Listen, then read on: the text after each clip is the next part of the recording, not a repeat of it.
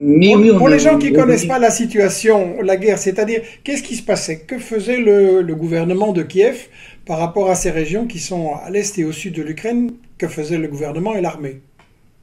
L'armée ukrainienne continuait de bombarder régulièrement, tant la République populaire de Donetsk que la République populaire de Lugansk, et ce malgré la signature des accords de Minsk, donc accord de Minsk 1 en 2014, accord de Minsk 2 début 2015 après la défaite de l'armée ukrainienne à Debaltsevo, malgré un nouveau cessez-le-feu renforcé qui avait été signé en 2020, juillet 2020.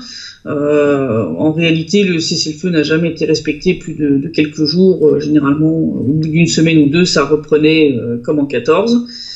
Au niveau économique, l'Ukraine avait imposé un blocus économique aux deux républiques populaires, donc pas d'accès au système bancaire, ils avaient coupé le paiement des retraites, des allocations familiales, des allocations pour les personnes handicapées.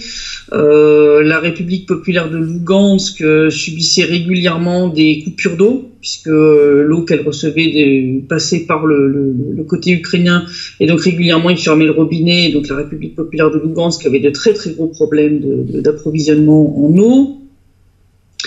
De notre côté, les tuyaux passent par la ligne de front, donc ils n'ont jamais totalement coupé, mais ils ont bombardé régulièrement des stations de pompage.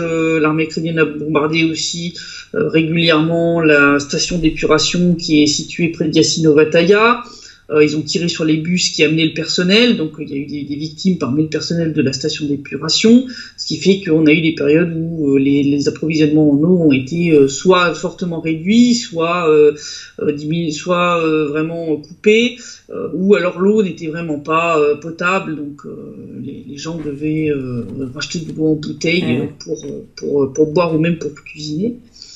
Donc ça fait partie des choses et puis régulièrement des bombardements de l'armée ukrainienne sur des infrastructures civiles, lignes électriques, transformateurs, ce genre, hôpitaux, écoles, ce genre de choses étaient malheureusement monnaie courante. Donc malgré, je le disais, les accords qui ont été signés en 2015. Et donc il y avait des victimes civiles?